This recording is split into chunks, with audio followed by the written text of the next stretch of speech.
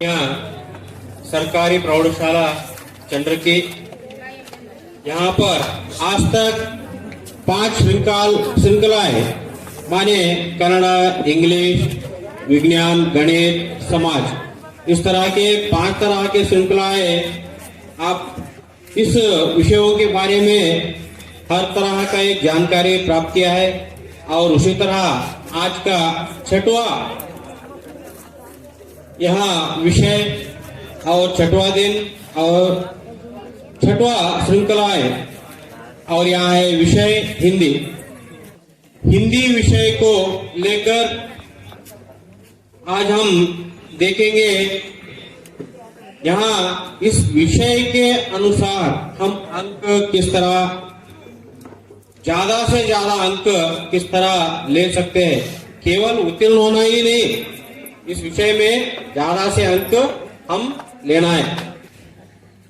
और उसी तरह यहाँ और एक बात मैं कहना चाहता हूँ कि हिंदी विषय ऐसा एक विषय है कि बहुत ही सरल विषय, और कन्नड़, इंग्लिश, गणित, विज्ञान और समाज विज्ञान है, इन सभी विषयों से ज्यादा अंक लेने वाला विषय और आने वाले विषय वो है हिंदी। और इसलिए यहाँ हिंदी विषय एक ज्यादा से ज्यादा अंक करने वाला एक विषय है। और परीक्षा के दृष्टि से प्रश्न पत्रिका की ओर देखेंगे तो यहाँ हम कुल मिलाकर 38 प्रश्नों को देखते हैं। 38 यहाँ 38 क्वेश्चनों, आप प्रश्नों को एक एक कर आप सभी प्रश्नों को लिखते हैं तो वहाँ एक एक का अंक प्राप्त होता है। तो वहाँ आप लोग कितने 38 अंक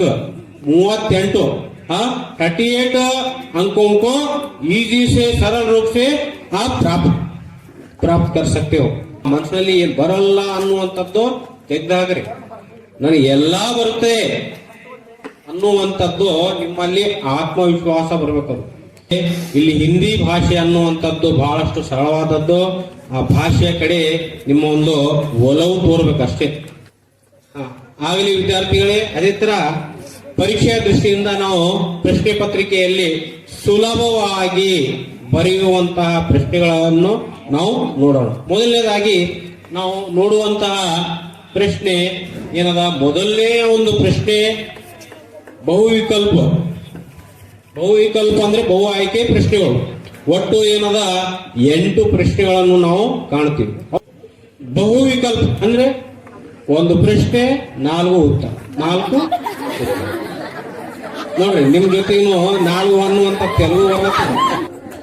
ಈ ಒಂದು ಪ್ರಶ್ನೆಯಲ್ಲಿ ಒಟ್ಟು 8 ಪ್ರಶ್ನೆಗಳು, ಇವು 8 ಪ್ರಶ್ನೆಗಳು ಏನವ 8 ಅಂಕಕ್ಕೆ ಸಂಬಂಧಪಟ್ಟಂತಹ ಒಂದು ಪ್ರಶ್ನೆಗಳಾಗಿರ್ತವ। ಎಲ್ಲ ಒಂದು ತರಹದ ಪ್ರಶ್ನೆಗಳಿಗೆ 8 ಅಂಕಗಳನ್ನು ನಾವು ಸರಳವಾಗಿ ಪಡೆಯುವಂತಹ ಒಂದು ಏನದ ಈ ಒಂದು ಪ್ರಶ್ನೆಯಾಗಿರ್ತವೆ। ಬಹು ವಿಕಲ್ಪ ಪ್ರಶ್ನೆ ಮತ್ತು ಉತ್ತರಗಳು ನಮ್ಮ ಮುಂದೆನೇ ಇರ್ತವೆ, ಇಲ್ಲಿ ನಾವು ಆಯ್ಕೆ ಮಾಡುವಂತದ್ದು ಇರುತ್ತದೆ।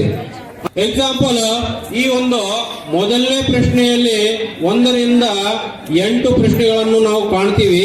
जब आप लोगों को इनमें क्या है 8 प्रश्नों में संख्या 5 और 8वां, इन दोनों प्रश्नों का ही उत्तर मालूम है और बाकी के 6 प्रश्नों के उत्तर आपको मालूम ही नहीं है।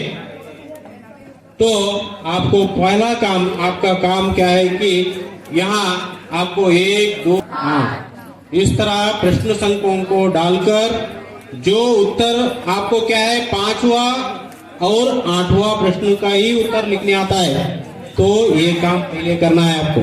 जब आप उत्तर लिखकर आगे बढ़ सकते हैं, यहाँ आप लोगों को क्या है किसी तरह ये प्रश्नों के उत्तर क्या हो सकते हैं, इस तरह यहाँ सिर खराब करते हुए और टाइम पास करते हुए आप लोगों को बैठना नहीं है, आगे चलना है।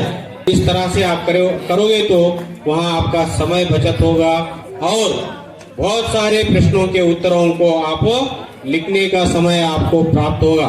यही एक 8 प्रश्नों में आप कौन सा है कौन सा नहीं, यही आप नीचे से ऊपर, ऊपर से नीचे देखते हुए बैठोगे तो समय क्या है व्यर्थ हो जाएगा। आपको ये कह रहा हूं कि जो आते हैं उनमें उत्तर लिखने के लिए वो लिखकर आगे बढ़ते हुए आप जाइए। और यहाँ पर आप क्या है सरल रूप से इन 8 अंकों को सरल रूप से यहाँ बहुविकल्प से आप प्राप्त कर सकते हैं। दूसरा प्रश्न हम देखते हैं कि यहाँ अनुरूप प्रश्न, जैसा यहाँ एक प्रश्न होता है और उसका उत्तर सामने ही होता है, और उसी तरह हम एक प्रश्न और उत्तर लिखने के लिए डैश खाली जगह छोड़ा जाएगा, और यहाँ जिस तरह प्रश्न है उसका जवाब है उत्तर, और उसी तरह यहाँ प्रश्न है उसका उत्तर आपको सोच कर लिखना है। और इसी तरह के हम यहाँ ये कुल 4 प्रश्नों को देखते हैं। बहुत ही सरल और यहाँ इन प्रश्नों के उत्तर आप क्या है सोचकर लिख सकते हैं, और कुल मिलाकर यहाँ पर आपको ये 4 अंक आसानी से मिल जाएंगे। और एक यहाँ पर पहले प्रश्नों पर आता हूं फिर मैं, जो व्याकरण के 8 जो प्रश्न है उनमें खचित रूप से 6 व्याकरण अंशों के बारे में पूछा जाएगा।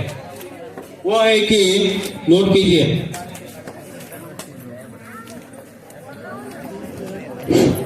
पहला है विलोम शब्द, विराम चिन्ह, एक वचन बहुवचन, लिंग शब्द, स्त्रीलिंग और पुल्लिंग, प्रेरणार्थक क्रिया। देखिए उदाहरण के लिए पढ़ना, पढ़ाना, पढ़वाना, लिखना, लिखाना, लिखवाना। इन शब्दों को ही हम क्या है प्रेरणार्थक शब्द कहते हैं। यहाँ पर विलोम शब्द, विराम शब्द, एक वचन बहुवचन और लिंग शब्द और प्रेरणार्थक शब्द, अंतिम में संधि। यहाँ पर 8 प्रश्नों में ये 6 व्याकरण के विषय है, इन व्याकरण विषय से 100% प्रश्न पूछे जाएंगे। कुल 12 व्याकरण के अंश है आपके लिए। उन 12 व्याकरण के अंशों में ये 6 विषयों से 6 प्रश्न 100 या 100% प्रश्न पूछे जाएंगे, और बाकी के 2 प्रश्न बचे हैं उनमें समास पूछा जाएगा, पर्यायवाची शब्द पूछा जाएगा, कारक पूछे जाएगा, और इसी तरह अनेक अर्थ के लिए एक अर्थ लिखिए। इस तरह जो व्याकरण अंश के और दूसरे व्याकरण अंश है उन प्रश्नों में से 2 प्रश्नों को पूछा जाएगा। ये आपको याद रखिए।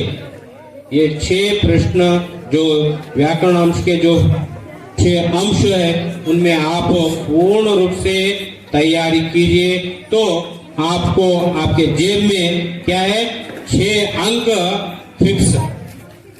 और 2 व्याकरण अंश के अभी 2 है, वहां आप केवल क्या है 1 या 2 बार पढ़ोगे तो ये भी याद रहेंगे। यहाँ व्याकरण के 8 प्रश्न हो गए और अनुरूपता के 4 प्रश्न हो गए, और इन दोनों से हम 12 अंक आसानी से प्राप्त कर सकते हैं। और आगे बढ़कर हम एक वाक्य के प्रश्न देखेंगे। एक वाक्य के प्रश्न, और यहाँ उन प्रश्नों के उत्तर हमें एक वाक्य में ही लिखना है, और बहुत ही सरल यहाँ प्रश्न होते हैं, और एक ही शब्द में वहाँ प्रश्न का उत्तर हम क्या है देकर वाक्य को पूर्ण कर सकते हैं। देखिए एग्जाम्पल के लिए हम यहाँ एक प्रश्न देखेंगे कि गिल्लू का प्रिय खाद्य कौन सा है। यहाँ पर कौन सा, यहाँ शब्द निकालकर क्या लिखना है हमें, कागज।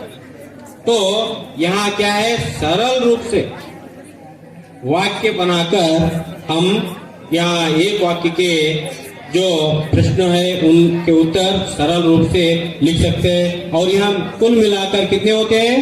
4 प्रश्न होते हैं, 4 के 4 बहुत ही सरल रूप से हम यहाँ इन प्रश्नों के उत्तर लिख सकते हैं। कुल मिलाकर यहाँ कितने अंक हो गए अब तक? 16, 16 देखिए यहाँ पर 16 अंक बन गए। केवल यहाँ क्या है, एक अंक के है और बहुत सरल से हम इन प्रश्नों का हल कर सकते हैं। तो 16 अंक हम क्या है ले सकते हैं। और जब हम दीर्घ 3-4 वाक्यों में लिखिए, 5-6 वाक्यों में लिखिए, उन प्रश्नों का हल हम या उत्तर लिखते हैं तो 16 अंक लेने का बहुत ही कठिनाई होती है। लेकिन यहाँ एक वाक्य में लिखने वाले प्रश्नों के उत्तर हम आसानी से 16 अंक प्राप्त कर सकते हैं। और आगे का प्रश्न, इस पद्य का भावार्थ लिखिए। इसके लिए क्या है, 2 अंक है। भावार्थ तुलसी के दोहे हम देखते हैं इस 10वीं कक्षा में। और 5 जो दोहे हैं उनमें से वहाँ क्या है, एक ही दोहा आता है। उस दोहे का भावार्थ हमें सरल रूप से लिखना है। देखिए ನೋಡ್ರಿ, ಇಲ್ಲಿ ದೋಹೆ ಅನ್ನುವಂಥದ್ದು ಯಾವ ರೀತಿ ನಾವು ಆ ಒಂದು ದೋಹೆಯನ್ನು 2 ಅಂಕ ಸಂಪೂರ್ಣವಾಗಿ ನಾವು ಪಡೆದುಕೊಳ್ಳಬಹುದು, ಅದು ಒಂದು ಟೆಕ್ನಿಕ್ ಇದೆ। ಮೊದಲನೇದಾಗಿ इस दोहे को तुलसीदास लिखा है। इस दोहे को तुलसी के दोहे से लिया गया है। पूर्णविराम का यहाँ पर हम हिंदी में क्या है, लकीर, सीधा लकीर, आड़ा नहीं, सीधा। तुलसीदास इस दोहे के अनुसार कहते हैं कि विवरण चिन्ह यहाँ पर आड़ा लकीर। अब जो दोहे में विषय दिया है, जो दोहा पद्य रूप का दिया है, उसे आपको जिस तरह का है उसी तरह गद्य रूप में लिखना है। यहाँ पद्य रूप में क्या है, हम 2 इस तरह वाक्य देखते हैं, उसको हम क्या है पूर्ण वाक्य बनाना है। तो यहाँ दोहा का उत्तर बन गया। इससे आप क्या है सरल रूप से 2 अंक प्राप्त कर सकते हैं। जिसे इसके बारे में और उतना जानकारी है, वहां नए शब्दों को मिलाकर इस दोहे को पूर्ण कर सकते हो। क्या आपको 2 अंक क्या है बहुत सरल रूप से मिल जाएगी। नेक्स्ट अगला प्रश्न, अनुवाद। हिंदी से कन्नड़ में अनुवाद कीजिए। और यहाँ इस प्रश्न के लिए आपको 3 अंक है। जो हिंदी में दिया गया है उसे कन्नड़ में अनुवाद करके लिखना है। यहाँ आपको लोगों को एक बात ध्यान देना है कि अनुवाद करते समय वहां वाक्य दिए गए, जो वाक्य है उन वाक्यों को आपको पहले समझना है। यहाँ किस तरह के वाक्य दिए गए हैं, उन वाक्यों को आपको पहले समझना है। उसके बाद जिस तरह आप लोगों ने उन वाक्यों को समझा है, आपके समझ में आया है, उसी तरह उन वाक्यों का अनुवाद कन्नड़ में लिख सकते हो। इससे हम क्या है 3 अंक प्राप्त कर सकते हैं। और यहाँ कुल मिलाकर कितने अंक हो गए अब तक? 21। यहाँ सरल रूप से हम क्या है 21 अंक को प्राप्त कर सकते हैं। अगला प्रश्न यह है कि आपठित गद्य। और यहाँ आपठित गद्य में किसी एक महान व्यक्ति होगा और सन्यासी होगा और जो भी हमारे भारत देश का वीर है, उसके बारे में कथा कहानी दिया जाएगा। और उस कहानी को पढ़कर नीचे दिए गए 4 प्रश्नों के उत्तर आपको लिखना है। हर एक प्रश्न के लिए 1 अंक होता है और कुल मिलाकर कितने? 4 अंक। यहाँ बहुत ही आसानी से आप क्या है उस कथा को पढ़कर उस प्रश्नों के उत्तर बहुत ही सरल रूप से लिख सकते हो। और इससे आप लोग कितने अंक ले सकते हैं? 4 अंक। और इसी तरह हम अगला भाग देखते हैं कि पद्य पद्य। हाँ देखिए, हिंदी विषय के लिए एक पद्य कोशिश करने वालों की कभी हार नहीं होती। ನಾವು ಇಲ್ಲಿ ಹಿಂದಿಯಲ್ಲಿ ನಾವು ಸುದೇವಿಗಳು ಒಂದೇ ಪದ್ಯ, ಆ ಒಂದು ಪದ್ಯದಲ್ಲಿ ಮತ್ತೆ ಎಷ್ಟು 4 ಲೈನ್ ನಾವು ಬಾಯ್ಪಾಟ್ ಮಾಡೋದು, 6 ಲೈನ್ ಅಲ್ಲ 4 ಲೈನ್ ಬಾಯ್ಪಾಟ್ ಮಾಡಿದ್ರೆ ಸಾಕು. ಇಲ್ಲಿ ಮತ್ತ ಬೇರೆ ಪದ್ಯದು ಆ ಪದ್ಯ ಈ ಪದ್ಯ ಅನ್ನುವಂಥದ್ದಿಲ್ಲ. ನಮ್ಗೆ ಬಹಳಷ್ಟು ಸರಳವಾಗಿ ನಾವು ಈ 4 ಅಂಕವನ್ನು ಪದ್ಯ ರೂಪದಲ್ಲಿ ಪಡೆದುಕೊಳ್ಳಬಹುದು. ಪತ್ರ ಅನ್ನುವಂಥದ್ದು ಬಹಳಷ್ಟು ಹಳೆಯದಾದದ್ದು, ಸೀದಾ ಈಸಿ ಇರ್ತದೆ, ಕೆಲವೊಬ್ಬರಿಗೆ ಹಾರ್ಡ್ ಇರ್ತದೆ. 16 ವಾಕ್ಯಗಳಿಂದ ಮೇಲ್ಪಟ್ಟವಾಗಿರ್ಬೇಕು. ಈ 4 ಭಾಗಗಳನ್ನು ನೀವು ಸರಳವಾಗಿ ಪುಸ್ತಕನಾಗ ನಾವು ಹೆಂಗ್ ಓದಿವ್ ಹಂಗೇ ಬರಿಬೇಕು. ಬರೆದ್ರೆ ನಮ್ಗೆ ಫುಲ್ ಅಂಕ ಸಿಗ್ತಾವ.